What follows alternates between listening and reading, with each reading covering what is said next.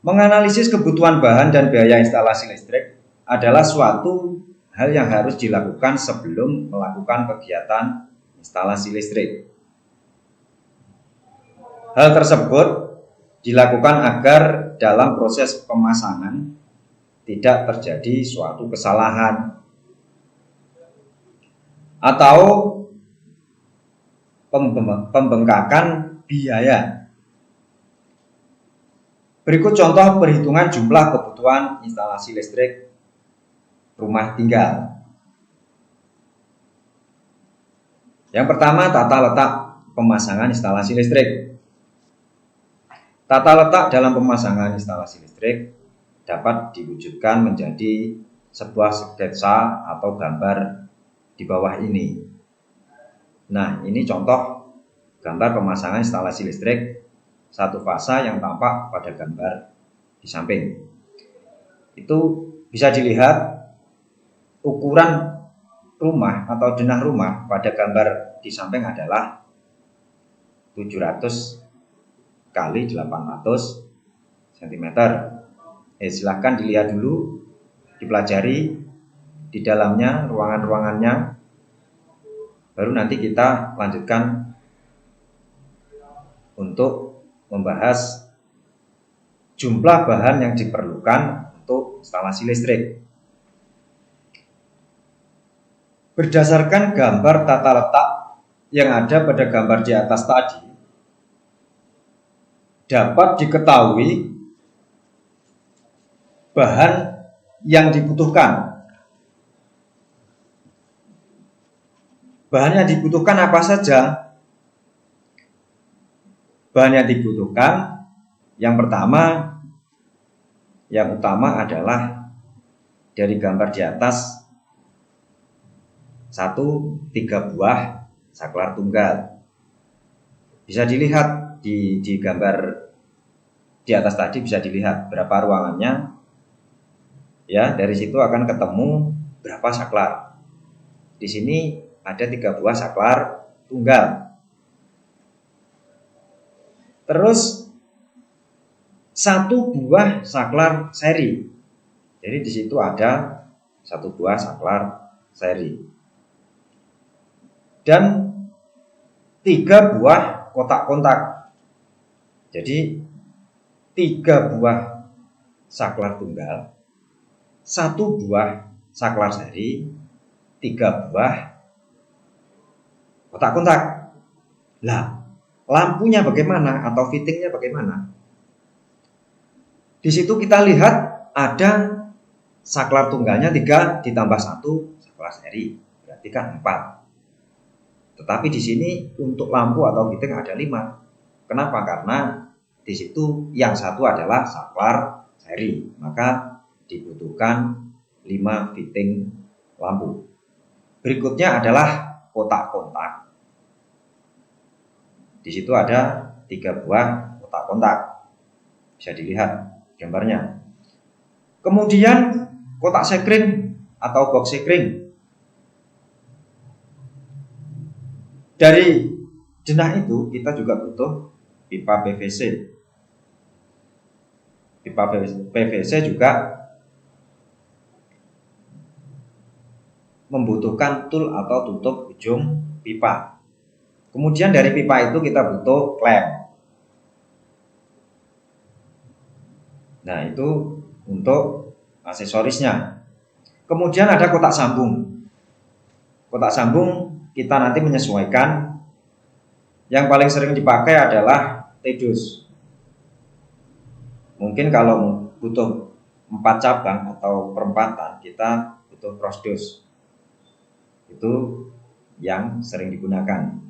Tetapi kalau kapasitasnya banyak atau besar, kita butuh yang besar, namanya Durados.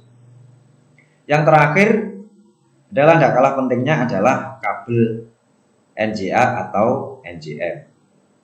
Nah, ini kita lihat bahan-bahan ini tadi, kita lihat dari denah rumah gambar di atas tadi. Instalasi yang dipasang direncanakan sistem 1 fasa, 1 grup. maka hanya dibutuhkan kotak sekring yang lengkap dari 6 ampere. Saklar-saklar, kotak-kotak dan roset itu kalau dulu, kalau sekarang kita tidak pakai roset, ya. Itu harus ditata sedemikian rupa sehingga nanti selain di situ handal juga aman. Nah, untuk pemasangan instalasi listrik yang menggunakan pipa yang sesuai dengan peraturan BUIL, yaitu pemasangan saklar pada dinding paling rendah adalah 1,5 meter dari lantai. Ingat, paling rendah 1,5 meter dari lantai. Demikian juga halnya dengan pemasangan kotak-kontak. Adapun kotak-kontak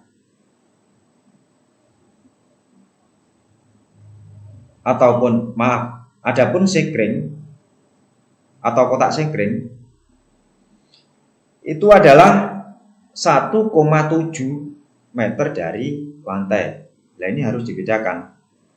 Jadi tadi saklar stop kontak itu adalah paling rendah 1,5 meter dari lantai. Tetapi untuk kotak sekring atau box sekring itu adalah ukurannya 1,7 meter dari lantai.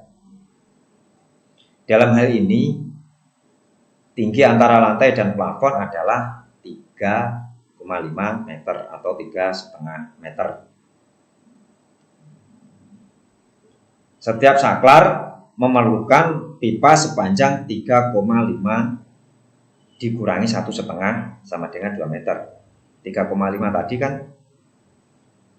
plafon. Jadi ketemunya adalah 2 meter. Itu untuk pipanya. Sehingga untuk 3 buah saklar tunggal, kita lihat lagi kembali ke gambar. Tadi kan 3 buah saklar tunggal, 1 buah saklar seri, 3 buah kotak-kontak atau stop kontak, dan 1 buah kotak sekring. Dibutuhkan panjang pipa, kita hitung berarti 3 ditambah 1 ditambah 3 ditambah 1 dikali 2 meter. Karena pipanya kita butuh 2 meter.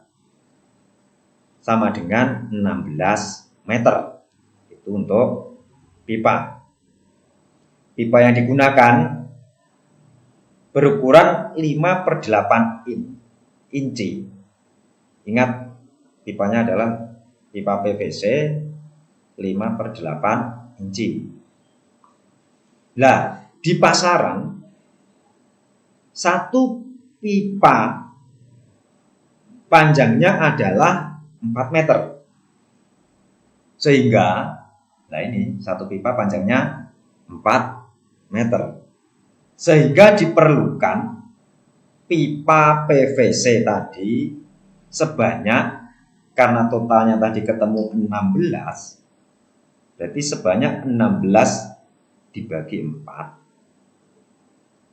sama dengan 4. Berarti ketemunya 4 batang atau 4 lonjor. Itu untuk pemipaan. Setelah kita lihat dari gambar di atas tadi, maka akan ketemu pipa sebanyak 4 batang atau lonjor. Terus setiap ujung pipa harus dipasang tul atau tutup ujung pipa. Tadi sudah saya sebutkan untuk bahan yang diperlukan kan, tul atau tutup ujung pipa masuk di situ. Nah, ini gunanya untuk ini, untuk ujung pipa. Sehingga diperlukan 16 tul. Kenapa? Karena 8 dikali 2. Maka ketemunya 16 tul. Karena ujung-ujungnya yang dikasih penutup atau tul.